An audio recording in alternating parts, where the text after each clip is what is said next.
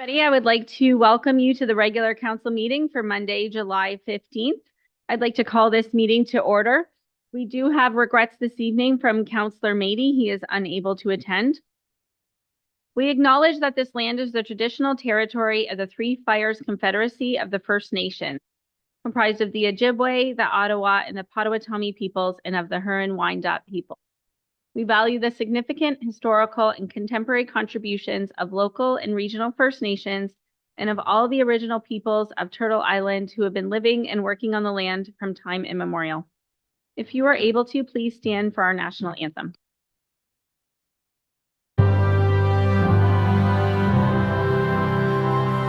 Oh, Canada, our home and native land, true patriot love in all of us command. Car ton bras s'est porté l'épée, il s'est porté la croix. Ton histoire est une épopée des plus brillants exploits. God keep our land glorious and free. Oh, Canada, we stand on guard for thee. Oh, Canada, we stand on guard for thee.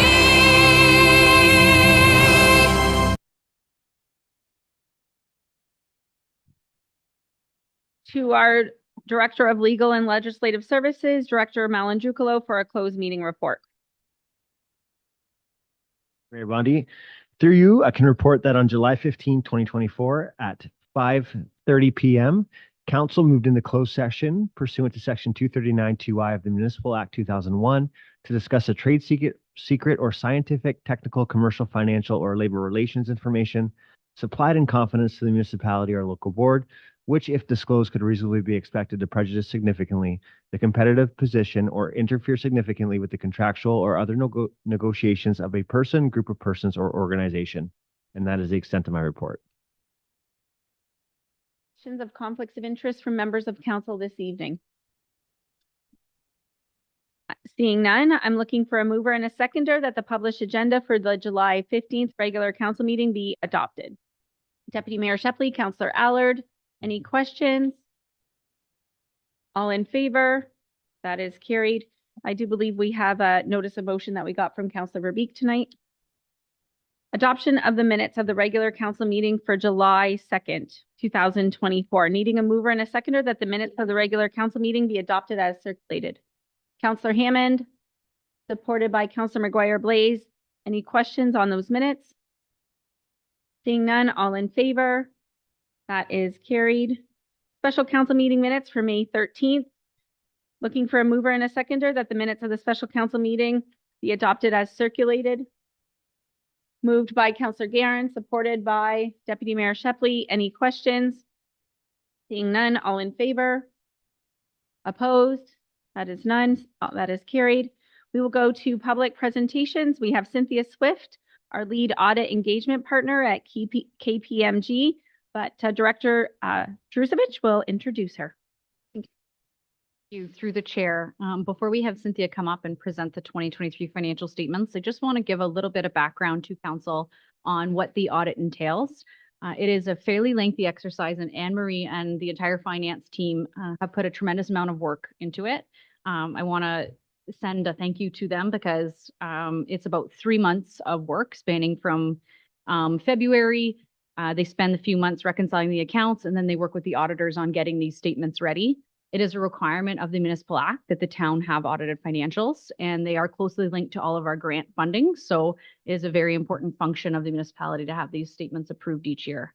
Thank you to Cynthia and her team as well for drafting the statements and preparing an audit opinion for us. And I'll welcome Cynthia Swift now. She's a partner at KPMG. She's going to give a high-level overview of the financial position of the town for 2023. Thank you. Good evening, members of council. In your agenda package, you have our audit findings report. I'll just keep my comments at a high level and please ask if you have any questions. So our audit findings report is it's to help you discharge your responsibilities as members of council with respect to the year-end financial reporting process. We did receive the full cooperation of management, so thank you to them for helping us through the audit. They're very accommodating. And with respect to the audit highlights, we are in a position to issue our unmodified audit opinion, subject to discussions and approval by council this evening. One of the important slides in the deck is the materiality. So materiality is set at $1.3 million. We use that number so when I step back, if we had any errors within the financial statements, if anything like that was material, and then I wouldn't sign the opinion. The good news is that there were no corrected or uncorrected audit differences. So what that means is when we do come to the town to do the audit, the books and records are ready and we don't have to make any adjustments. So whatever management provides us, those numbers were accurate. Our audit is primarily substantive based. We do some controls, testing around payroll and procurement, but we do a lot of reconciliations, agreeing to invoices, going through the minutes of town council to see if there's anything significant in there that would impact the financial statements. And as I mentioned, it's an unmodified audit opinion. And, finally, with respect to the audit, there were no control deficiencies, such as internal control deficiencies to note. So the processes that management does have in place are working effectively. We don't test the controls, but if there was a weakness, it's our responsibility to bring it to your attention. With respect to the specific actual financial statements, so it is, as Kate mentioned, required under the Municipal Act. Your year end is December 31st, 2023. The accounting policies are consistent with the prior year, so there were no changes. In our audit findings report, we did note that there was one accounting policy that was adopted, and that's asset retirement obligations. Management did have to go through an extensive process to identify any assets that the town may own that could have, for example, asbestos, and it's a requirement to disclose that liability. At the end of the day, I believe the liability was less than $300,000, but that's been booked. But they did spend a fair amount of time on that new standard. All other standards are consistent with the prior year, and as well, there were no audit differences. And then with respect to the financial health of the town, your financial assets increased to $101 million. You have some liabilities. They're fairly consistent with the prior year of $35 million. And then you have tangible capital assets of $207,000. So it's $207 million, sorry. That was an increase of almost $8 million. So the town is spending money on infrastructure as they should. And then you have an accumulated surplus of $271 million. And of that amount, $73 million is put away in reserve and reserve funds. And that was an increase of $66 million from the prior year. So overall, strong financial health of the town. And that's my report, Mayor Bondi. If there's any questions, I'd be happy to answer. Questions to Ms. Swift from members of council. Councillor McGuire-Blaise. Thank you through the chair. On the audit highlights, just under policies and practices, accounting policies and practices, it's a matter to report. What was the matter to report? I didn't quite get it reading through the whole report. Referring to, through you, the chair, page 12 of the audit findings, the accounting policies and practice. I'm literally just looking at the audit highlights where you have status, materiality, risk. Oh, okay. Yeah. Okay. Sorry. Yes. So that would refer to the accounting policies. There was a matter, and that's the asset retirement obligation that I noted. So it's just not that there was an issue. It's just a new policy. So we want to highlight that. So it'll be there going forward each year. Members of council? If not, I'm seeking a mover and a seconder that the presentation of the 2023 audited financial statements be received and that the 2023 audited financial statements and audit findings report for the town of Essex be adopted as presented. Moved by Councillor McGuire Blaze, supported by Deputy Mayor Shepley. Any questions to the motion? Seeing none, all in favor? Opposed is none, and that is carried. Thank you for your time this evening. And thank you, Director Drusevich and Manager Eunice and your team for all your work on that. That's why tonight's easy, because you had the hard job. No unfinished business tonight. Reports from Administration, Economic Development, Downtown Vacancy Report 2024. Is Mr. Silvera here on? Okay, welcome, Nelson. Hello, good evening. Through you, Madam Mayor. I want to provide council with just a brief overview of this report. The majority of the information in front of you is gathered over the past several months, comparing vacancy rates from 2022 and 2017 to current rates in Essex Centre and Harrow. The study outlines the specific areas that we focused the study on. And this project wouldn't have been possible without support from our intern Scott this year, who's on the streets counting every single vacant storefront. So big shout out to him. The one thing I want to mention to council, like the numbers are there. You can see that there is a decrease in vacancy year over year. This is mainly because of applauding council of projects that council is backing, the streetscapes, My Main Street programs, our nonstop dedication to supporting businesses in the downtown, and the growth that we've seen in businesses expanding that already exist here. So those are the numbers. If there's any specific questions about the data or about the study itself, I'd be happy to answer them. Mr. Silvera, any questions, comments from members of council? It's really good to see. Councillor Allard. I have one question. When you did your study, did you count any of the vacant lots? Because I noticed there's vacant lots that are street front that could be utilized. Is there any progression to see about changing and hands of land and stuff like that? Through you, Madam Mayor, that's a great question. So in the report, we indicate that we don't actually include vacant lots within the study. As for this study specifically, we're looking at vacant commercial storefronts that already exist. So in this study specifically, no, but we do continue to work with property owners and landlords that have vacant property in order to find them tenants or help them work through the development process.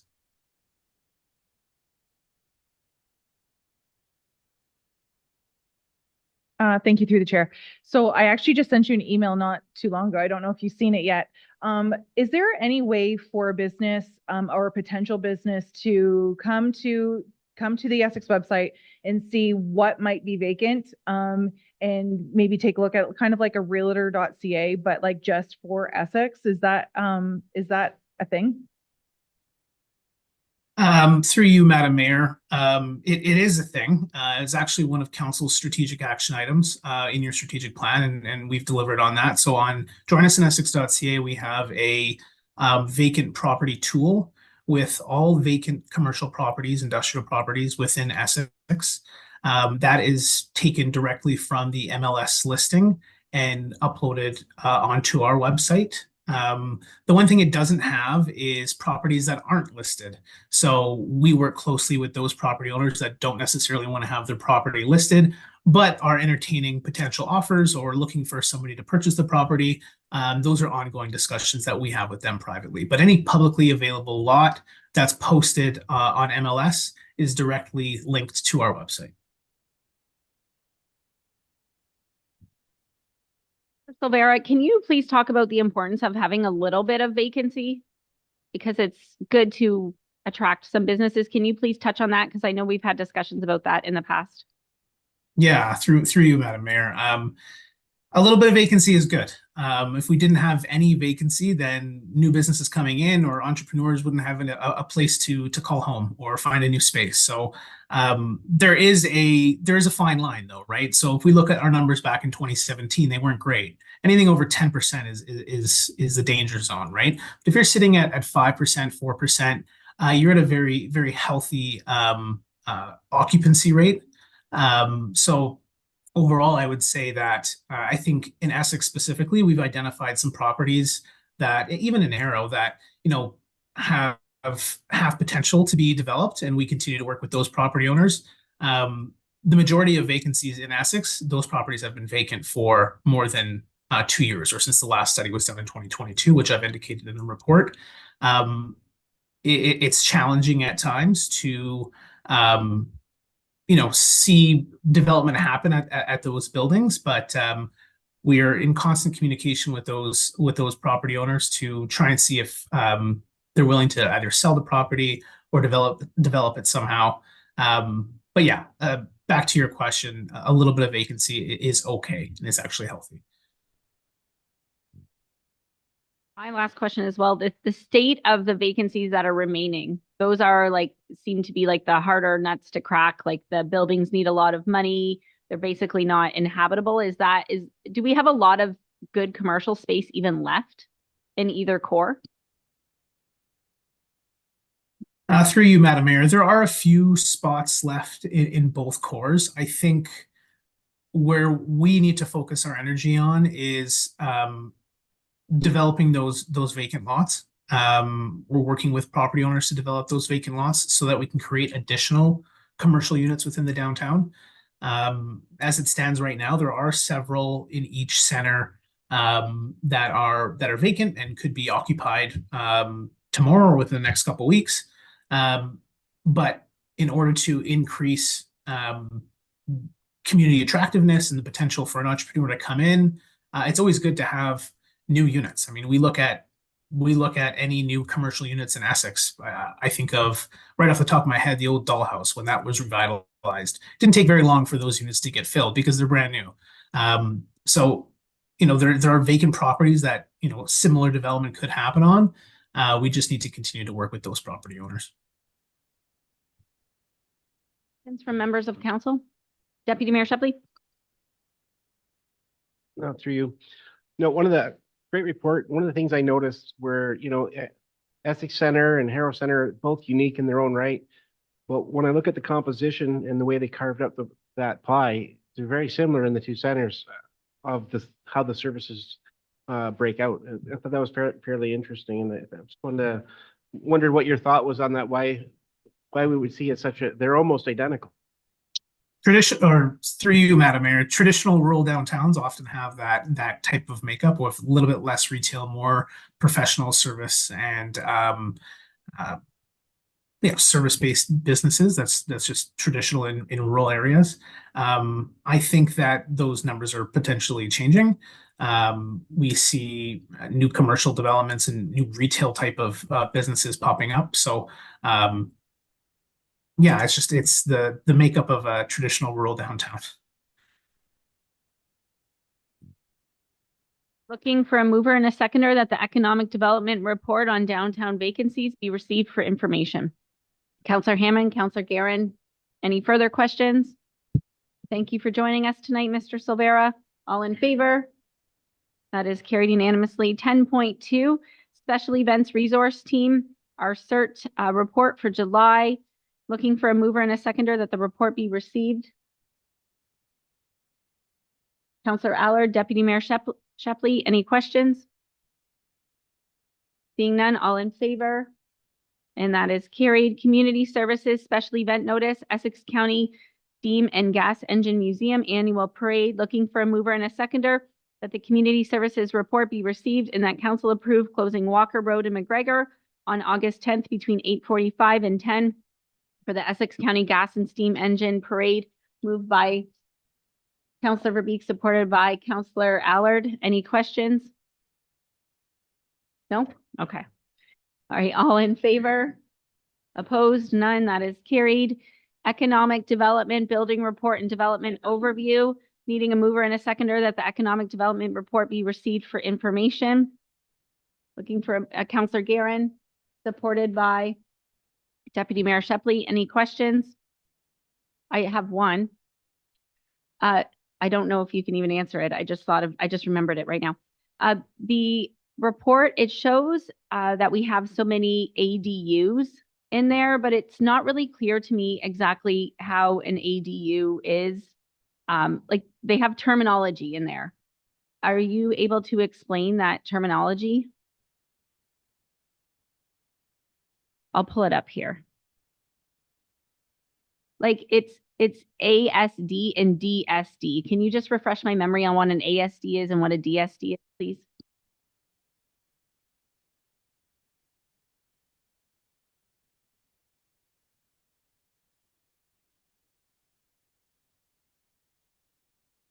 Mayor Bondi. Now I remember. So A is attached and D is detached. So we are keeping track behind the scenes on ADUs that are detached from the main dwelling and attached to the main dwelling. So it looks like we are still getting applications for those. Exciting. Looking for, did I get a mover in a second? Okay, any further questions? All in favor? And that is carried. Sanitary inflow and infiltration reduction strategy, looking for a mover and a seconder that the environmental services report be received for information. And we'll get a mover and a seconder, and then our director Gerard can walk us through it. Moved by Councillor Hammond, supported by Deputy Mayor Shepley. Okay, Director Gerard, can you just high level bring us through this, please? Sure. Through the chair. So on behalf of our manager of environmental services, Rob Mackey, I'm pleased to present the report on his behalf as he wasn't able to make it tonight for personal reasons. But basically the report is presented to explain the ongoing challenges and the work being completed to address I&I in the town. I&I stands for inflow and infiltration. Inflow is stormwater that enters the sanitary sewer from private property connections such as downspouts, sump pumps, and foundation drains. Infiltration is when groundwater enters the sanitary system through defects in private and public sanitary sewers and services. When an excess of water enters the sanitary sewer system from I&I, it can cause the system to overload and sewage backups to occur, as these sewers are only designed to take on a marginal amount of extraneous flows from groundwater and stormwater. This can ultimately lead to an increased risk of basement flooding and private property damage. In addition, I&I also puts a strain on our wastewater treatment facilities, as the facility must treat higher volumes of water, resulting in increased operating, maintenance, and capital costs. Over the last several years, the town has undertaken a variety of I&I investigations and repairs, such as a manhole inspection program in 2023 to identify any leaks from maintenance holes, installation of inflow dishes to create a sealed manhole cover type of scenario, and smoke testing within the Colchester South sewage service area. Along with our robust basement flooding subsidy program, administration continues to develop and improve the I&I program to a more robust I&I mitigation program, and we'll be evaluating options to include in the 2025 budget for council's consideration. In addition, we have been working with our communications team to develop messaging around I&I and the impacts to municipal infrastructure and the risk that it causes to private basement flooding. This messaging, along with dedicated I&I website, are in the works to promote public education. If there's any questions on the report, I'm happy to answer them. Questions, comments from members of council? I do have one myself. Let me just go under public education. It says if illegal connections are identified, town staff will work with the property owner to understand the issue and what they can do to resolve the illegal connection. So what legally can we do? Is it a bylaw? Is it a fine? Like what teeth do we have? Like, do we just say, please don't do this? Do we go back? Like, how do we rectify this and make sure that it's fixed? Yeah, we do have a sewage use bylaw, which would allow us to disconnect service if they weren't taken into compliance. We always seek voluntary compliance, and generally we've historically never really had an issue with somebody wanting to resolve the issue that could potentially cause them basement flooding. So we always seek voluntary compliance, and we'll work with the homeowner to identify what that issue may be, and also provide them with information on our subsidy program if it would be applicable. Other comments from members of council? Councillor McGuire, please. Thanks. Just to follow up on that. So we can't make them do it. We can just ask them to change. Like there are eaves troughs going into the sewers. We can just ask them to change, but it's not a bylaw. We can't make them or fine them if they don't. They could say no to us. Through the chair, no, we can force them. We can actually disconnect their services legally, so we can actually block the service from being able to discharge into the sewer. So we do have some teeth. Whether there's a fine or not, I'm not sure if there's short form wording involved in that bylaw or not to allow us to do that. However, the bylaw may allow for like part 2 or part 3 orders, depending on the bylaw. I don't know it offhand, but we do have teeth within that bylaw to administer the program. Mr. Mayor, so do you suspect that we have a concern with inflow and infiltration right now? Through the chair, every community in the whole world has an issue with I&I. The severity of it is depending on a lot of factors such as age of the community, age of homes, and also the how new and recent the infrastructure is. Fortunately for Essex, most of our infrastructure was installed fairly late, so we don't really have anything that old. We don't have anything older than 50 years old that's in the ground. So typically this was designed to take on a certain amount of extraneous flow. I would say that we absolutely do have an I&I problem. Do see increased flows to our treatment facilities during rain events, which is expected, but we shouldn't be seeing as much as we are. So we're going to have to continue on this program. We're going to have to invest some dollars to do it. The question is really just doing it in a fiscally responsible way and making sure that the public knows what their role is in I&I as well and what they can do to help protect themselves and reduce the issues going to the rest of the system as well. So we'll eventually sniff out what percentage of the problem is on the property owner side versus on public side. The chair. So a good methodology of doing this would be the smoke testing or fog testing. So for council's information, so we have conducted this in Essex, and essentially what it is we block off certain sections of the sanitary sewer and we actually fill it with a basically like a vapor that is visible, like a fog. It's completely healthy. It's not, it doesn't cause any negative health effects. But essentially what we should see from that is we should see, fog coming out of manhole covers and places that we would expect it to come out of. Sometimes we see it, people's homes completely fill up with the fog. That means that they have some kind of cross connection or they're connected. So when we get those calls that, hey, there's this fog filling my house, there's an issue, obviously on the private property.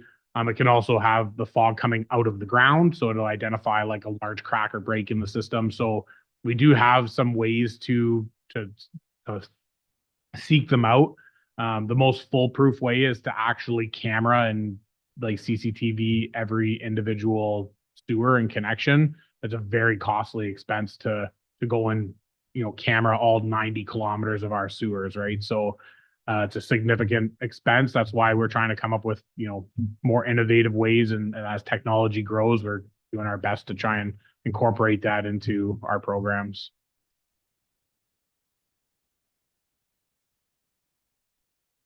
One of the things I noticed, out and about, just anytime we get a rainstorm, if we get a call about flooding, when I go, I see so many other downspouts are still attached throughout the neighborhoods.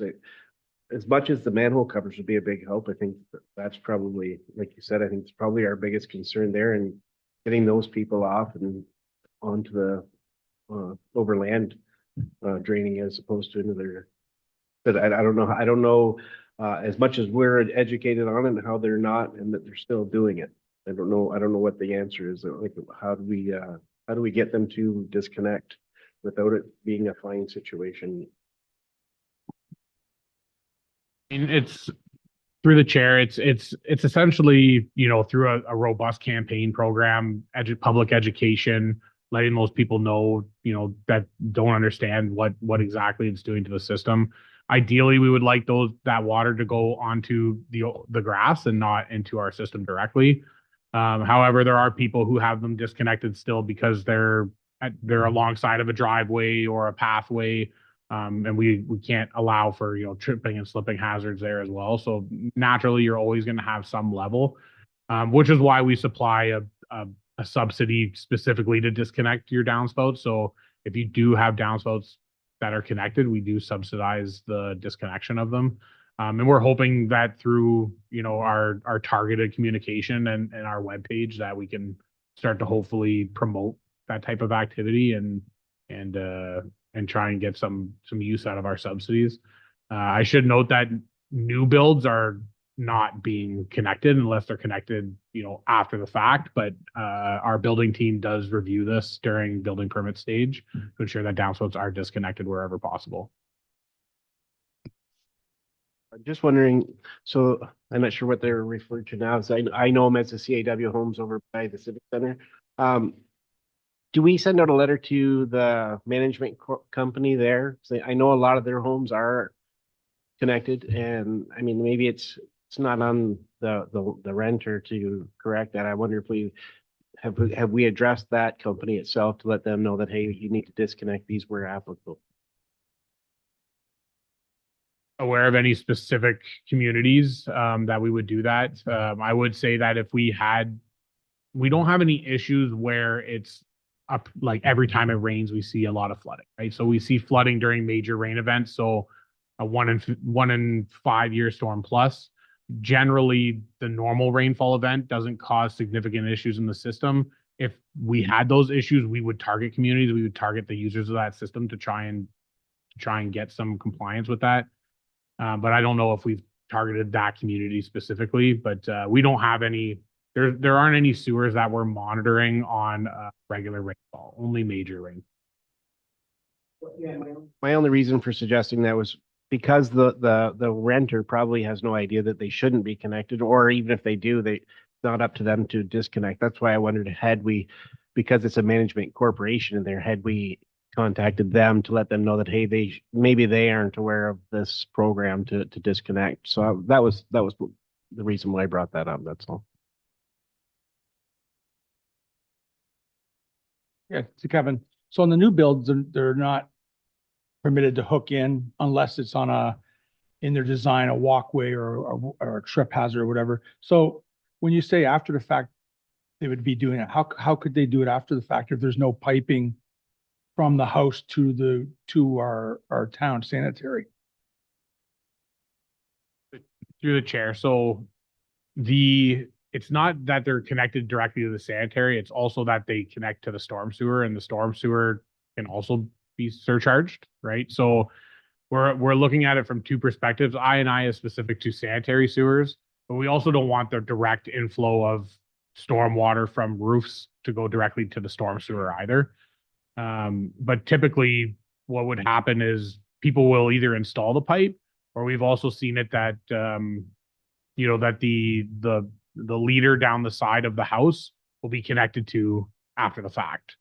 Yeah. So it's not that, the infrastructure is in place to make a simple connection on the private property, and there's no way for the town to monitor it. So that's just something that might occur through new ownership of the home or some trying to address a specific issue on their own property that might be flooding that they may be doing incorrectly. So we always, again, whenever there's an issue of flooding, whether it's over land or basement, we encourage everybody to notify the town.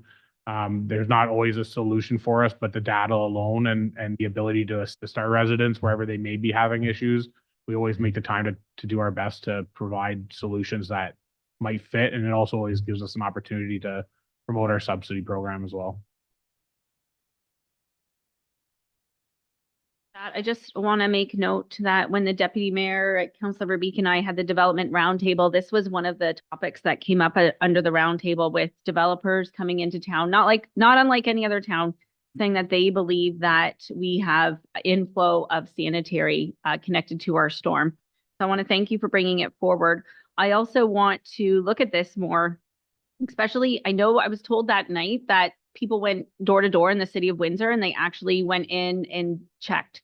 So maybe that's something we can keep on our radar. I know it's a little extreme, but there's nothing, I mean, I've never had it, but when we get complaints of sanitary sewage in people's basements.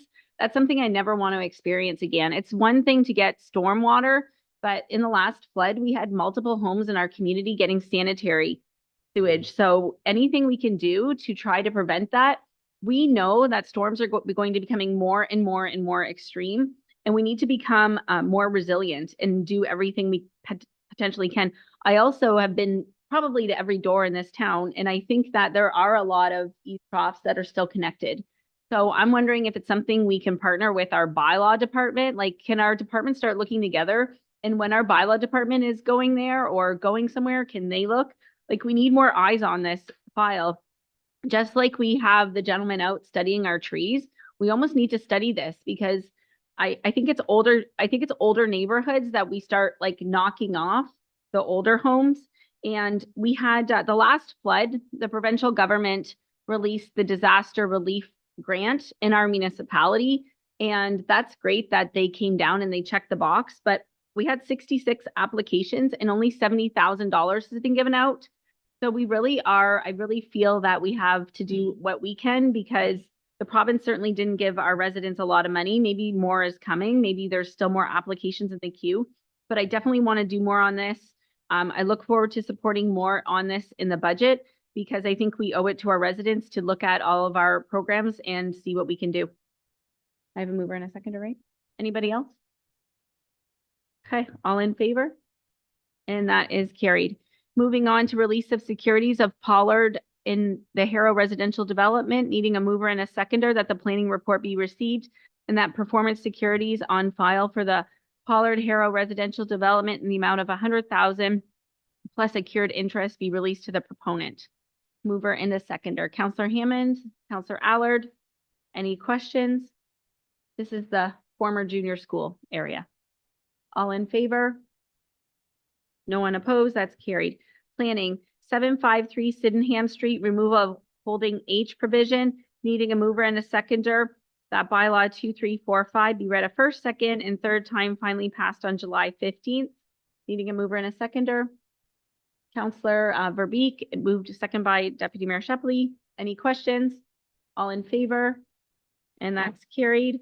Planning 2419, request for extension of draft plan approval for phase 2 of the Greenleaf Trails residential subdivision.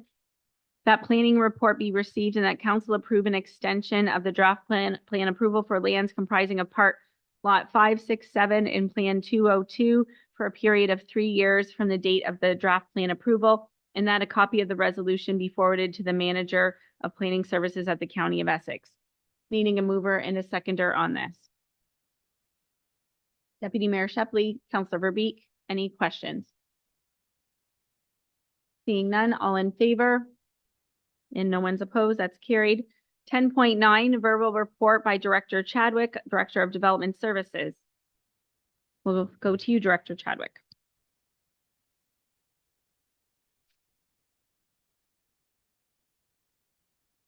Thank you, Mayor Bondi, and good evening, Council.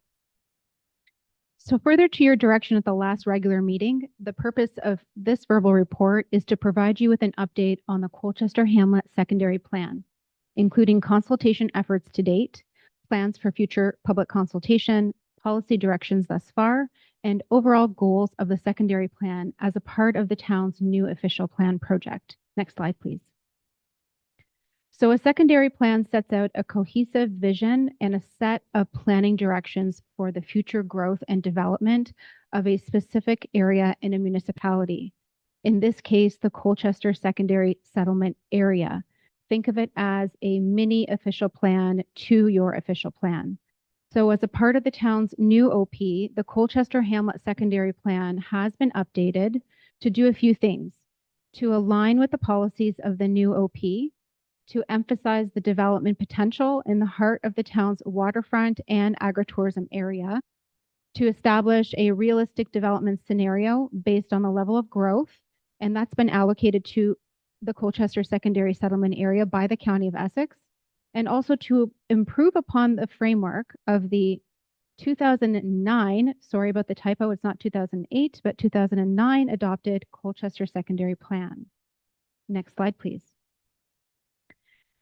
The vision for the Colchester Secondary Plan is to do a lot of great things, to achieve a beautiful, lively, and connected community with a mix of uses that support residential life and the town's fast-growing tourism industry.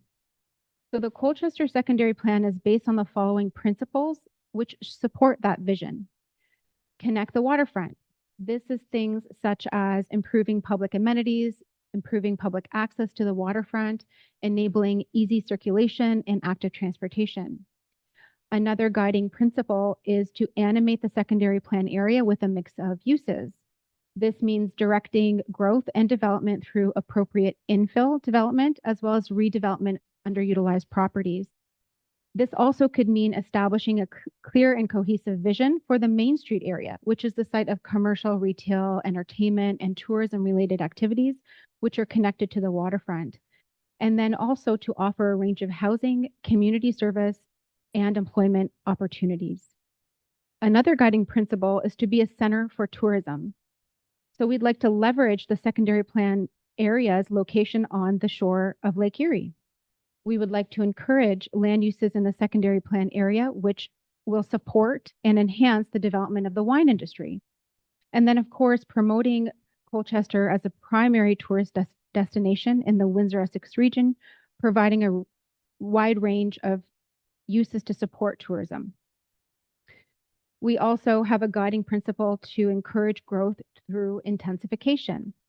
This is where we would promote more compact and higher density development than currently exists in the secondary plan area to encourage more efficient use of existing services and infrastructure. We'll get into that just in a little bit. And then lastly, another guiding principle is to achieve a high quality and beautiful public realm.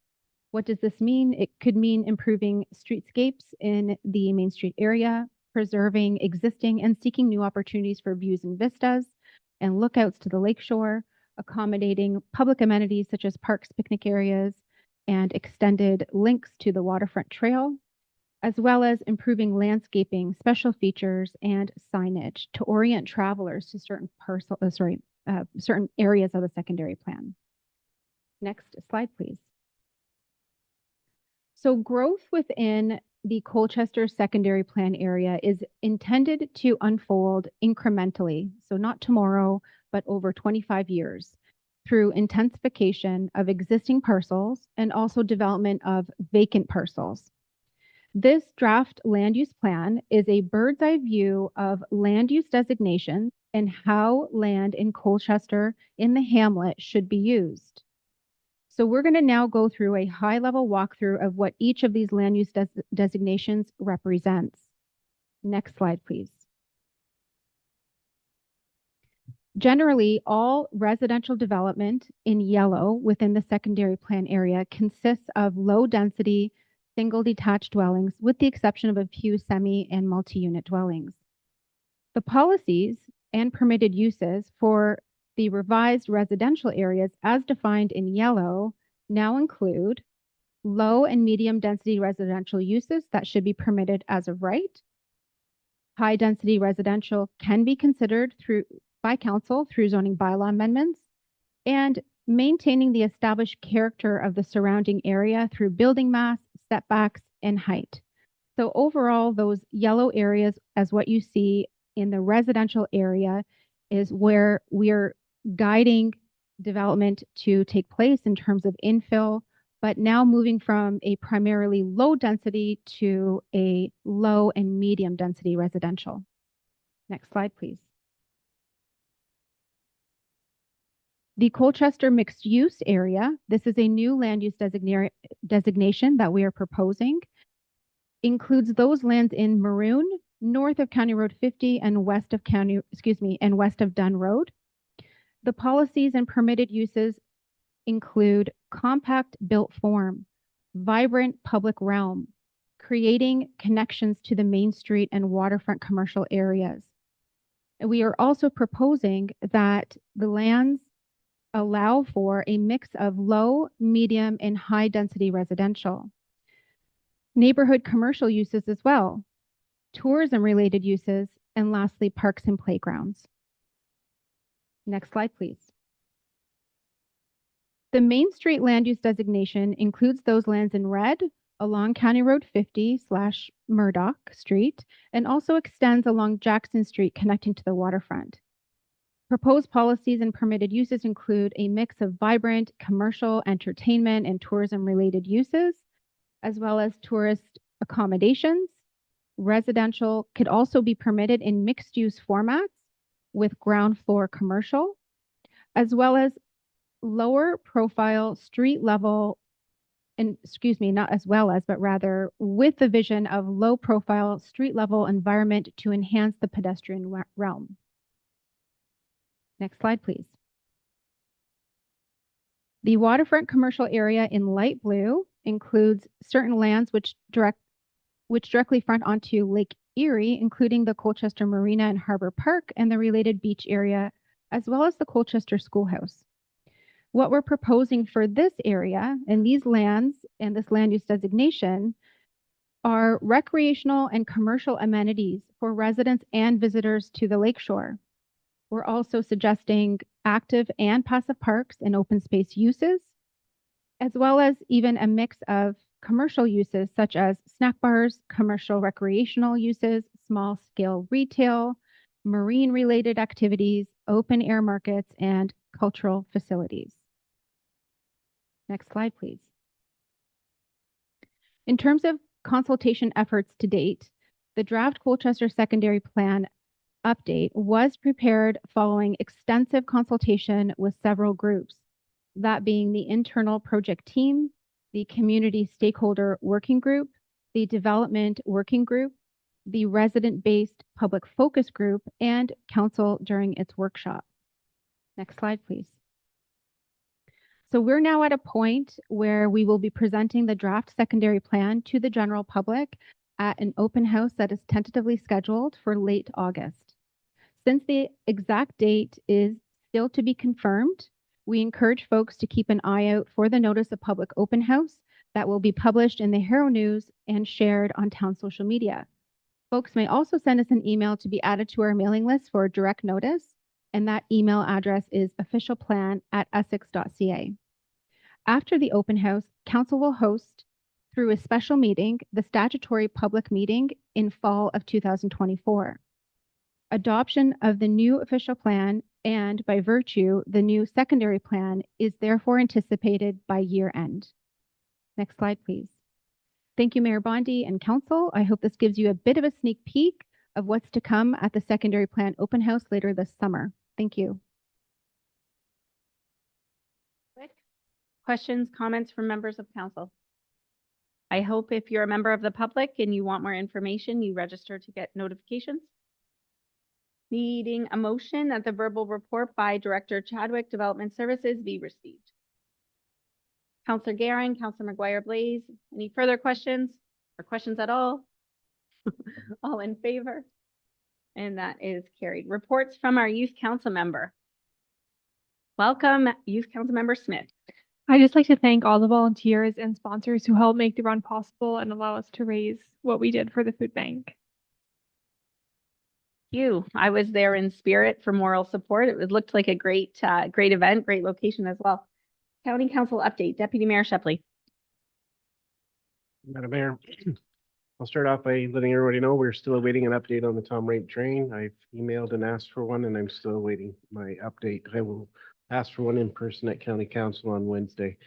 At our last County Council meeting, we had a update from Peter Zook on a report summarizing the project of the shoreline natural hazard mapping was complete.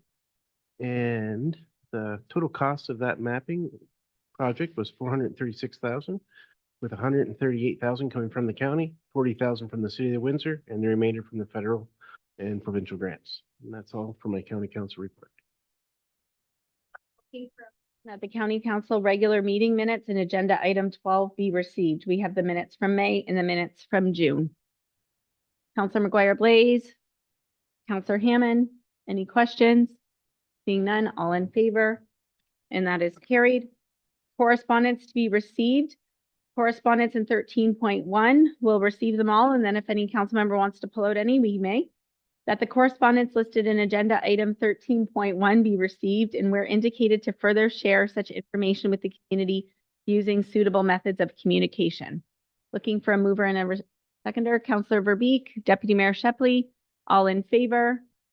That's carried. Any council member want to pull out any? Councillor Verbeek. Through you, Madam Mayor. Yep, I'm hoping we can pull and support 13.1.4 and 13.1.5, both correspondence from AMO. We could do it one at a time if you like. Okay. Mr. Malandrucolo says, yes, please. Okay. 13.1.4, it's a letter that we counselors, we actually received about a week ago from AMO and then now again here in our agenda. And it's a joint resolution made by AMO and by OMA, the Ontario Medical Association, just asking the municipalities, urging the municipalities to urge the province to recognize our physician shortage. And this way they'll have support from as many municipalities as possible going into AMO in a couple of weeks when they are lobbying the government to indeed put more money into healthcare and get us more physicians in the province. Do we need more than that? We all have the letter. A seconder. Councillor Allard. Okay. Any other questions, comments on that? Okay, that's okay. All in favor? And that one's carried. And Councillor Verbeek, the second one? Is that right? All right, it's pretty much the same. It's another letter from AMO, our AMO board asking us to support them to lobby the government on behalf of the municipalities. There's a lot of advocacy on behalf of homelessness, opioids, water infrastructure. It just kind of gives them some teeth, the more municipalities that get behind them and send this they send us a template letter. I'm hoping that we can send one on behalf of Essex. Needing a seconder for that one? Deputy Mayor Shepley, any questions? Seeing none, all in favor? And that is carried as well. Correspondence to be received and supported. We have our committee meeting minutes. We have our Arts, Culture, Tourism Committee meeting minutes from June 12th and the quarter revision from July 3rd. Needing a mover and a seconder to receive those minutes. Councillor Hammond, Councillor Guerin, any questions? All in favor? That's carried. Nothing under financial, nothing under new business. Notices of motion, Director Malandrucolo. Mayor Bondi, through you. The following notice of motion was presented at the July 2, 2024 regular council meeting and is being brought forward this evening for council's consideration. Moved by Councilor McGuire Blaze that council direct administration to send a letter to the Windsor Essex Community Housing Corporation requesting that they add a security service to their Bryan Street apartments. Verbeek, Councilor McGuire Blaze, you wish to speak to your motion? It's pretty easy on our side, just asking the organization to put some added security.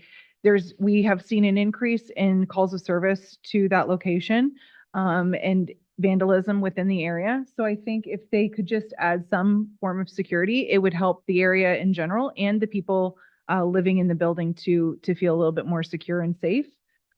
So I think the least that the organization can do is ramp up or add any kind of security.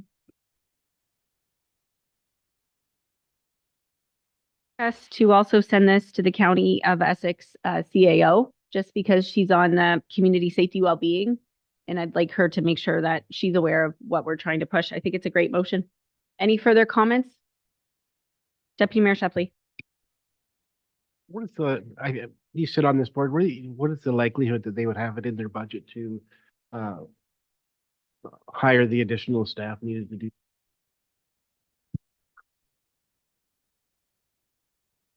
If we don't ask, right? And if we're not the squeaky wheel, then we're not going to get help. So really what is happening in our housing stock is we're getting more folks with just higher needs. So we either need different supports, like housing with supports, or we need to better support the people there. It's a safety issue. It's a quality of life issue. So if we don't start asking, nothing will change. Just curious what your thoughts were on the likelihood if I support it 100%. Thank you. Any other comments? All in favor? And that is carried. Director Malandruco? Through you. The following 3 notices of motion are for presentment only and will be brought forward for council's consideration at the August 12th, 2024 regular council meeting. Number 1, moved by Councillor Allard that council direct administration to include funding under the Essex Centre and Harrow Community Improvement Plan in the 2025 budget for accessible entrances for council's deliberation. Number 2, moved by Mayor Bondi, whereas the town is receiving a number of complaints from the public regarding damaged bell pedestals and their unsightly appearance and risk to public safety, whereas the town has permitted the occupancy of such infrastructure to Bell within the town to service its residents, and whereas the unsightly condition of this infrastructure does not fit the aesthetic and care afforded to the residents of Essex by the town, be it resolved that council direct administration to send a letter regarding the damaged pedestal boxes that requests the immediate attention to Bell's infrastructure to address these concerns of safety and aesthetics within the town of Essex. Number 3, moved by Councillor Verbeek, that in light of events locally and around the region, council supports Bill 173, Intimate Partner Violence Epidemic Act, and ask and encourage the province to immediately pass Bill 173 and declare at provincial level that intimate partner violence is an epidemic. Jucolo, reports and announcements from members of council. Councillor Guerin? Mr. Mayor, yeah, and just like that, the 35th annual Fun Fest has come and gone. By all accounts, it was successful. We had great weather. I want to personally thank town staff and Jake, of course, all our volunteers. We had 100+ volunteers. All of our sponsors, our committee members. So without all those people, we wouldn't have the success we had. So we're already working on next year. Thanks.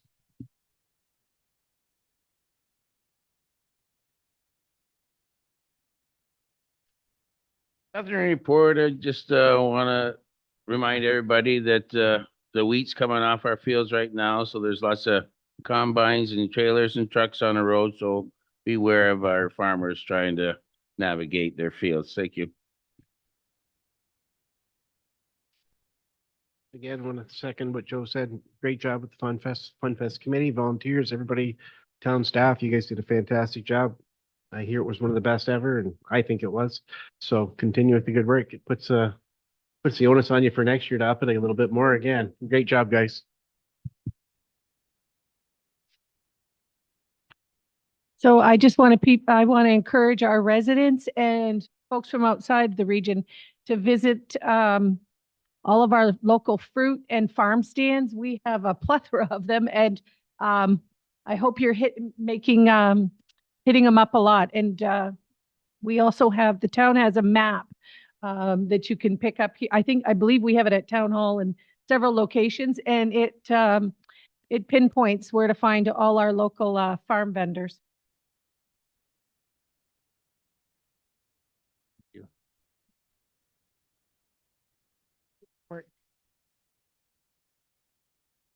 Council and the deputy mayor and I will work to get an update from the County of Essex on the Tom Wright drain. I think they were working on some infrastructure and securing the water. So please follow the County of Essex on social media as well. Bylaw 2346, being a bylaw to confirm the proceedings of the July 2nd regular meeting of council, but that bylaw 2346 be read a third and finally passed on July 15th. Councillor Hammond, supported by Deputy Mayor Shepley. Any questions? All in favor? Opposed? That's carried. Bylaw 2344, being a bylaw to enter into an agreement with GFL Environment, Inc. and the Corporation of the Town of Essex for garbage and refuse collection, be read a first, second, and third time, finally passed on July 15th. Deputy Mayor Shepley, Councillor Verbeek. Any questions? All in favor? And that is carried. Bylaw 2347 being a bylaw to confirm the proceedings of the July 15th regular council meeting be read a first and second time, provisionally adopted. Moved by Counselor Verbeek, supported by Counselor Hammond. Any questions? No, all in favor? And that's carried. Motion to adjourn tonight's meeting, Counselor Hammond, and supported by Deputy Mayor Shepley. All in favor. Our future meeting is Monday, August 2nd, or 12th. We have a development charges study meeting. Have a good evening, everybody.